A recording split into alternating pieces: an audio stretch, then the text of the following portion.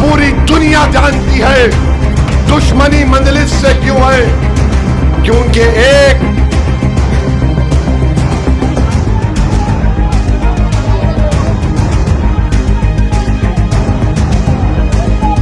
कि रेडार से हवाई जहाज दिखता है, खराब मौसम में दिखता है। रेडार का यही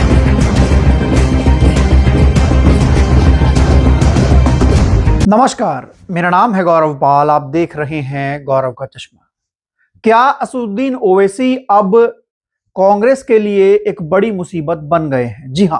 बिहार और महाराष्ट्र चुनाव के बाद अब सियासत में यह चर्चा हो रही है कि असदुद्दीन ओवैसी अब कांग्रेस को टेक ओवर कर लेंगे। ये बात ओवैसी की पार्टी के लोग नहीं कह रहे हैं, ये बात कोई राजनीतिक विश्लेषक नहीं कह रहा है, बल्कि ये डर, ये चर्चा, ये बहस अब कांग्रेस के भीतर हो रही है। जी हां,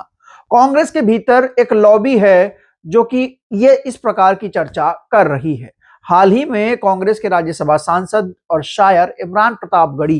के घर पर एक डिनर पार्टी हुई, जिसमें तमाम इंडिया गठबंधन के और कांग्रेस के नेता पहुंचे। वहां पर इस बैठक में या फिर इस डिनर पार्टी में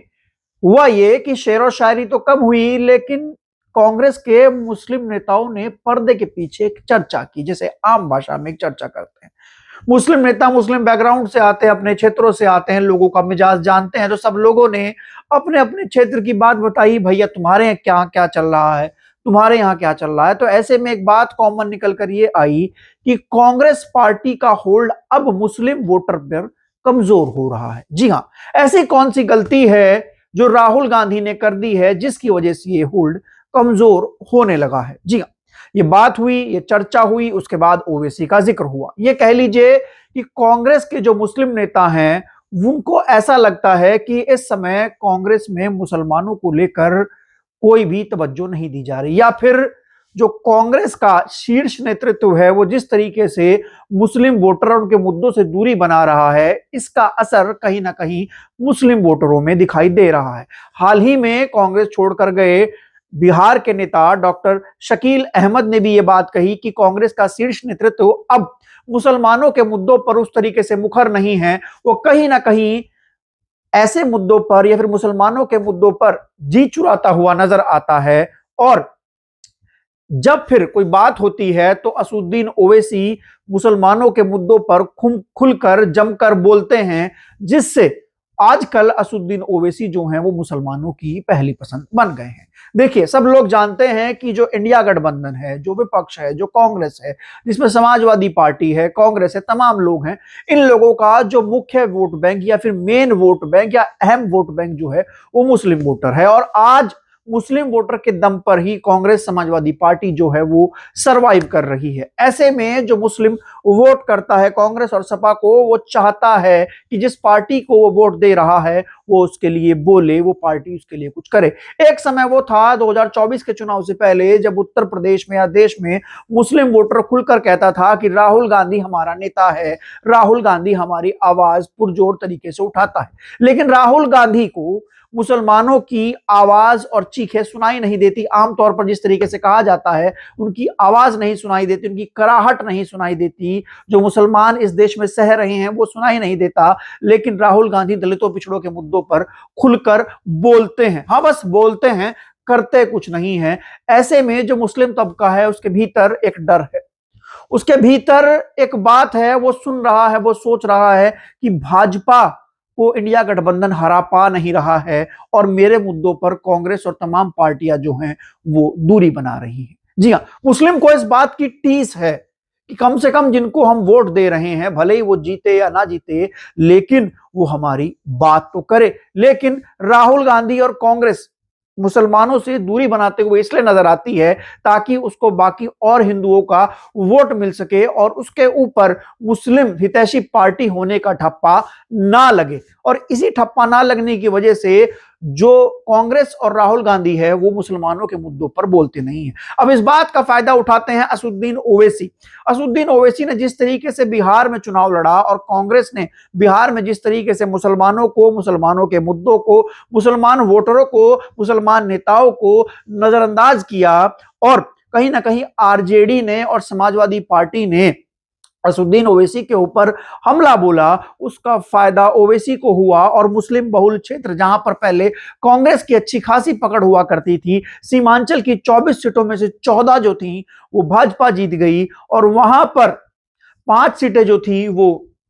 आपकी एआईएम एमआईएम जीती, 4 सीटें वहां पर इंडिया गठबंधन जीता जिसमें कांग्रेस जीती और 1 सीट वहां पर आरजेडी जीती। सीमांचल में लगभग जो मुस्लिम बहुल क्षेत्र थे वहां पर सारी सीटें कांग्रेस की हुआ करती थी, लेकिन उन मुस्लिम बहुल क्षेत्रों में, उन मुस्लिम बहुल सीटों पर कहीं ना कहीं ओवैसी को लेकर लोगों के भीतर रुझान दिखा, जिसके पीछे का कारण यह था कि ओवैसी पुरजोर तरीके से मुसलमानों की बात को उठाते हैं, संसद में भी उठाते हैं, सड़क पे भी उठाते हैं और उसको कहीं ना कहीं एक मुद्दा बनाने की कोशिश करते हैं। हाँ, ओवैसी को भले ही कांग्रेस और समाजवादी पार्टी के लोग बी टीम कहते रहे, लेकिन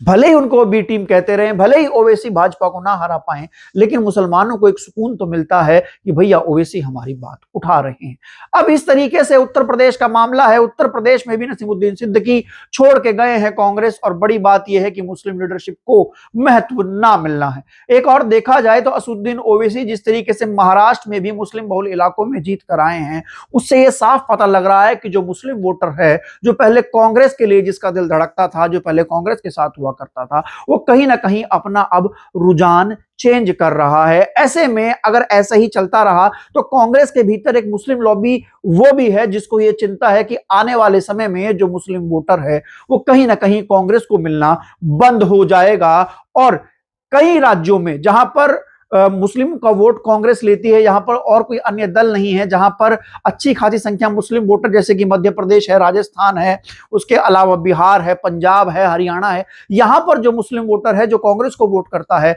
वो कहीं ना कहीं असुद्दीन ओवैसी के साथ जाएगा और जितनी दूरी कांग्रेस मुसलमानों से बनाएगी उतना ही ओवैसी को फायदा होगा। और कांग्रेस को लगता है कि अगर वो मुसलमानों की बात करेगी तो उसके ऊपर मुस्लिम हितैषी होने का ठप्पा लगेगा। तो देखिए, दोनों तरफ असमंजस है, कांग्रेस फंसी हुई है। मेरा मानना है कि कांग्रेस को ऐसे में अपना वोट बचाना चाहिए। अखिलेश यादव ने भी 2024 के चुनाव में कांग्रेस से गठबंधन इसलिए किया और वो अभी भी कांग्रेस को इसलिए साथ में रखना चाहते हैं, मतलब ताकि मुस्लिम वोट में बंटवारा ना हो। 24 में खासकर देखा जाए तो अखिलेश ने गठबंधन इसलिए किया था ताकि मुस्लिम वोट में बंटवारा ना हो, लेकिन जिस तरीके से समाजवादी पार्टी और कांग्रेस मुसलमानों से दूरी बना रही है और हम ट्रैक रिकॉर्ड देख रहे हैं, बिहार के बाद महाराष्ट्र मुस्लिम बहुल इलाकों में असुद्दीन ओवैसी को अच्छी खासी कामयाबी मिल रही है। ऐसे में बड़ी बात यह है कि अब और राज्य जैसे कि हरियाणा हुआ, पंजाब हुआ, उसके अलावा राजस्थान हुआ, मध्य प्रदेश हुआ, जहां पर कांग्रेस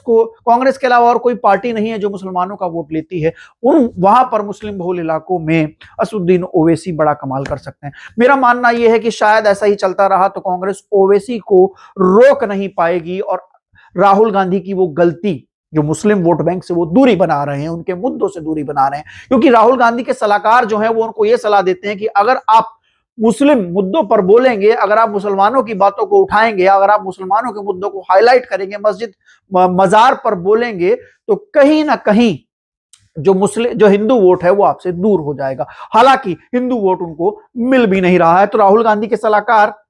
राहुल गांधी को यह सलाह देते हैं और शायद यही वो गलती कर रहे हैं कि अब कांग्रेस का कोर वोट बैंक भी कांग्रेस से छिनने जा रहा है।